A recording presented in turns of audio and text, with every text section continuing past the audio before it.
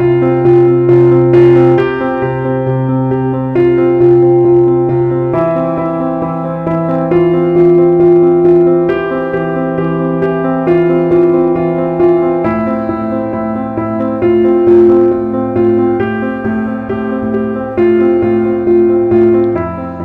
a todos, ¿cómo están? Los saluda el pastor Omar Bengolea de la Iglesia Verdad de Vida aquí en la ciudad de Ayacucho. Bueno, el día de hoy estamos ya en nuestro video número 30, en donde estamos hablando acerca de la verdadera gracia. Amén, amén. Estamos hablando de este tema puesto que en estos últimos tiempos ha surgido por ahí una doctrinilla, un viento de doctrina, una falsa doctrina que se hace llamar el mensaje de la gracia. Hermanos en Cristo Jesús, tengamos cuidado con esta doctrina.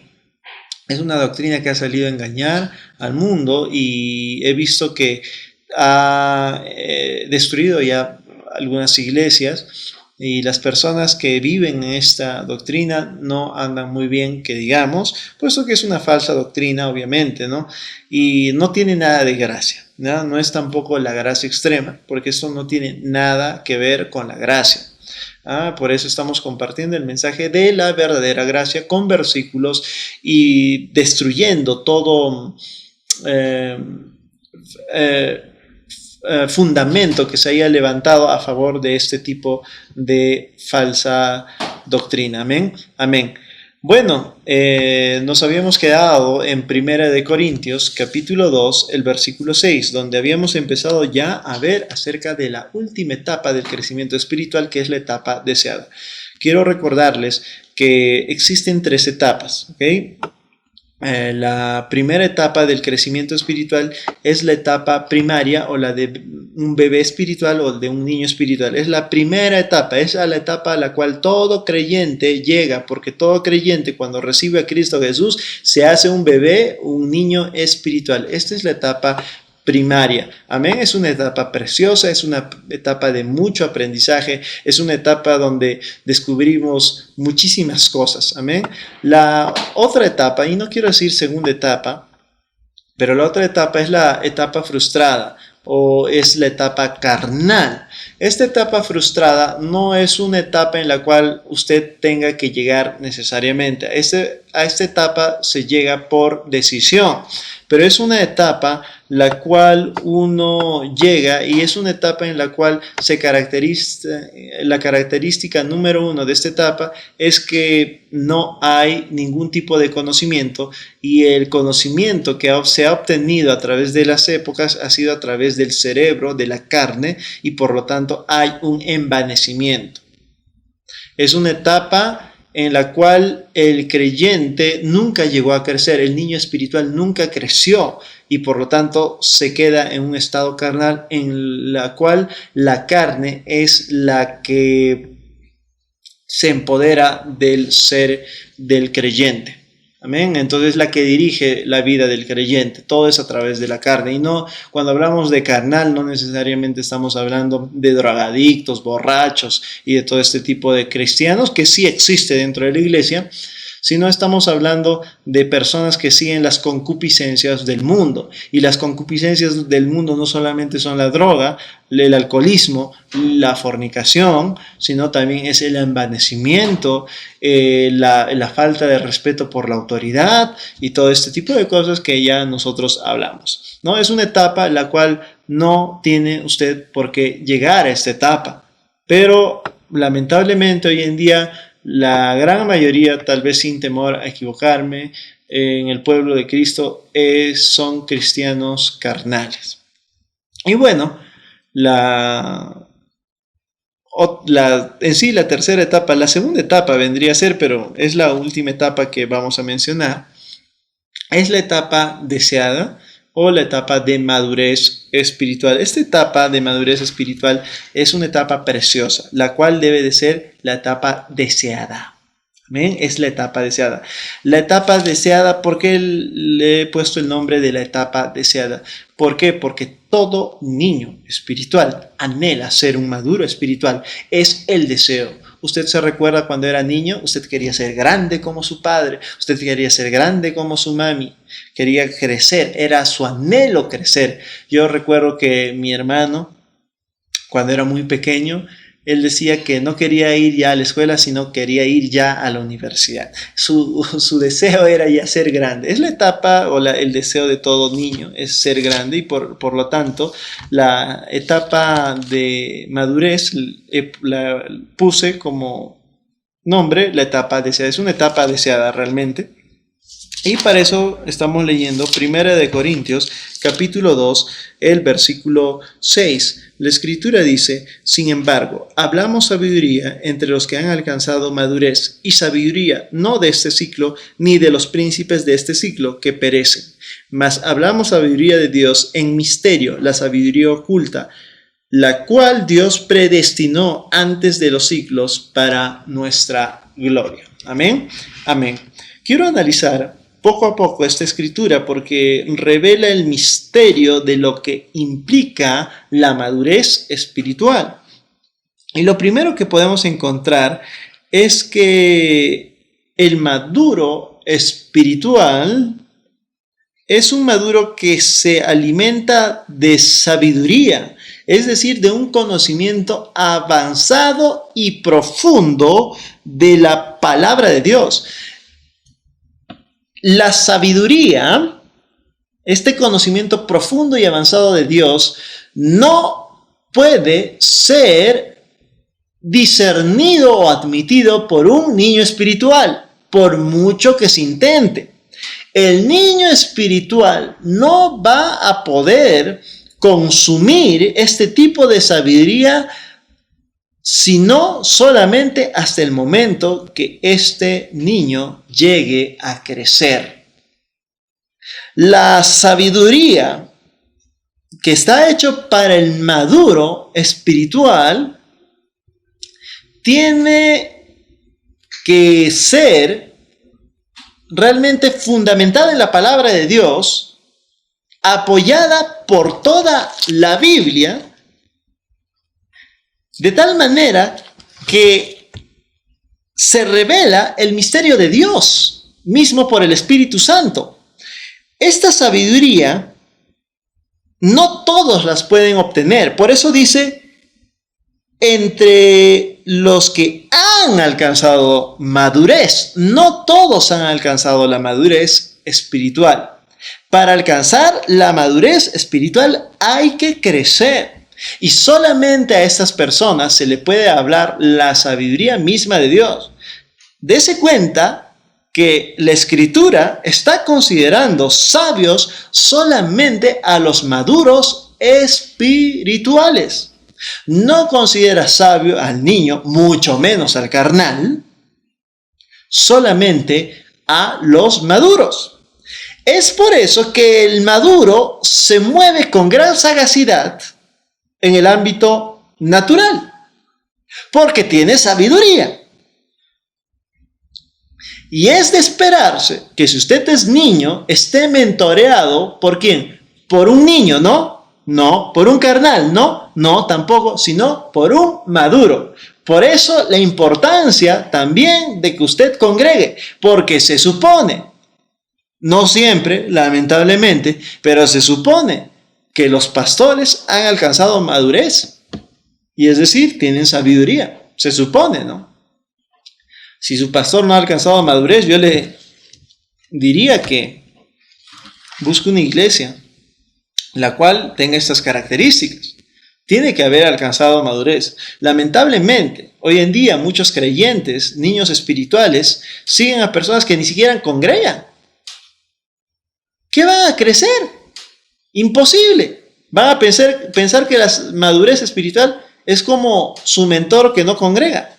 Eso no es un buen testimonio, hermanos, en Cristo Jesús. No importa que usted no tenga tiempo, no importa que usted esté viendo un video ahí por los canales. He escuchado a gente que dice, ¿no? Uy, ¿por qué no vas a congregar? Ah, no, es que la iglesia no es un lugar físico. Me quedé en mi casa escuchando una buena prédica. Y todos los domingos, ¿no? Eso no es de un maduro espiritual. Eso no es una buena enseñanza, en absoluto, no es una buena enseñanza. Por lo tanto, la madurez espiritual no es algo que todos los creyentes han alcanzado. Es algo que todos los creyentes desean y deberían desear, pero no todos lo han alcanzado. También dice, y sabiduría no de este siglo. Aquí claramente está separando la sabiduría que viene de parte de Dios y la sabiduría que viene de parte del mundo. Y acá yo quiero hacer una pausa. Muchas personas me van a hablar y van a pensar en este momento de que la sabiduría de Dios, obviamente viene de la palabra de Dios, y la sabiduría que no es de Dios viene de parte del mundo. Esto definitivamente es así, pero tiene una trampa. Una pequeña trampa en todo este entendimiento. ¿Por qué? Porque aquí claramente estaba hablando acerca de una sabiduría que se habla en la iglesia. Y en la iglesia siempre se predica acerca de la palabra de Dios, ¿o no? Claro que sí. Entonces, ¿qué sabiduría que venga de parte de la iglesia puede ser considerada la sabiduría que viene de Dios y la sabiduría que viene de este siglo? Muy sencillo. La sabiduría que viene de parte de Dios es el versículo revelado por el Espíritu de Dios, por el Espíritu correcto, comunicado ¿a quién? Al creyente. Y la sabiduría que viene de este ciclo, ¿cuál es? Es el conocimiento que viene también de la Escritura, pero entendido a través de la carne y comunicado por la boca de un inmaduro espiritual. Ya hay algo más complicado de entender, ¿no es cierto? Claro que sí. La sabiduría de este ciclo no necesariamente va a venir de la boca de un incrédulo, sino también puede venir de la boca de un creyente. Y no necesariamente la sabiduría de este siglo es una palabra que se encuentra por el mundo, no una grosería, un consejo que viene fundamentado en un librito estos de autoayuda. No necesariamente. Puede también venir utilizándose un versículo bíblico. Por eso debe de haber un correcto entendimiento de la Escritura. Y esto no va a ocurrir si no es por el Espíritu Santo. Por eso nos hemos matado hablando de este tema en anteriores videos. Hablando acerca del entendimiento que viene por el Espíritu Santo. ¿Por qué ocurren, por qué existen miles y miles de doctrinas el día de hoy y las iglesias en Cristo Jesús no tienen no están de acuerdo en muchas cosas? Justamente porque algunos lo entienden a través del Espíritu y otros a través de su carne y otros a través de su carne y otros a través de su carne, porque a través del Espíritu es un solo entendimiento. Alguien está equivocado y alguien no está equivocado, es así de sencillo. Eso es lo que ocurre. La sabiduría no es la sabiduría de este siglo, es la sabiduría de Dios.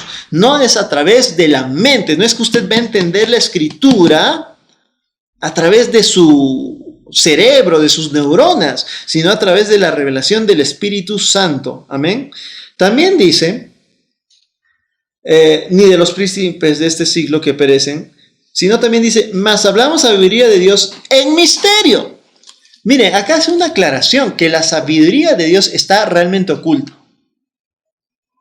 Lo que la mayoría de seres humanos entiende o en las Escrituras está incorrecto, porque si lo que la mayoría entiende es, entonces ya no sería un misterio, pero dice que es un misterio porque está oculto.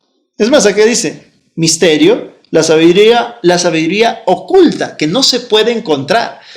La sabiduría de Dios no se puede encontrar de casualidad, no existen las casualidades. ¿Lo encontramos de casualidad? No, tiene que buscarse. Por eso la Escritura dice, el que pide va a recibir, el que busca va a hallar. No es de casualidad sino tiene que ser adrede. Buscarlo. Y ahí Dios va a responder. Buscarlo con el espíritu correcto. Por eso dice la sabiduría oculta. Es una sabiduría oculta. Y esto es todo para el maduro espiritual. El maduro espiritual entiende esta sabiduría oculta porque es consciente de que es el Espíritu Santo su ayudador y le va a permitir entender esa escritura en ese instante. Gloria a Dios. Amén. También dice, predestinó antes de los siglos para nuestra gloria. ¿Para quién? ¿Para la gloria de Dios? ¿O para quién? Para nuestra gloria.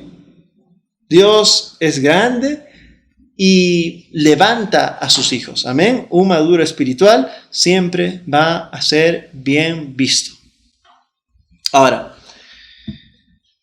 la característica del maduro espiritual también lo encontramos en 1 Corintios 2 y nos vamos a ir hasta el versículo 15. ¿Qué es lo que hace el maduro espiritual? Mire, en cambio el espiritual juzga todas las cosas, pero él no es juzgado de nadie.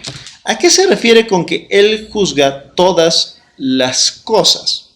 No se está refiriendo a que parándose en las calles y mirando y maldiciendo a la gente, eres un borracho, eres un adicto, tú eres un chismoso. No, no se está refiriendo a eso. Se está refiriendo a que juzga todas las cosas, a que juzga cada acción en su vida.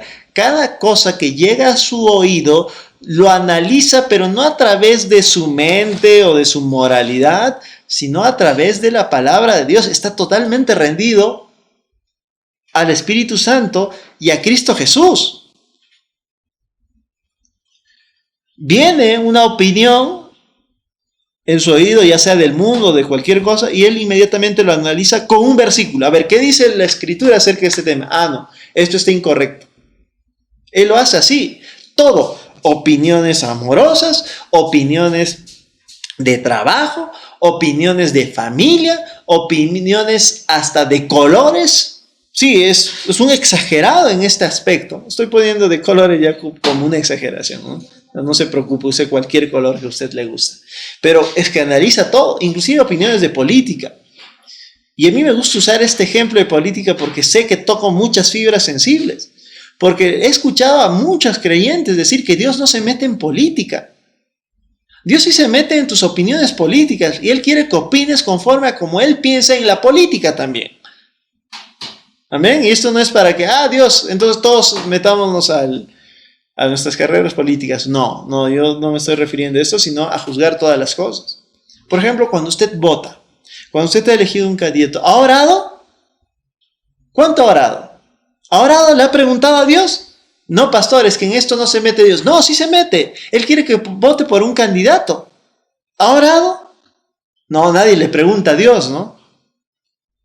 Cuando usted ve una movilización en la calle y usted se contrista o se emociona, ¿ha orado para contristarse o emocionarse?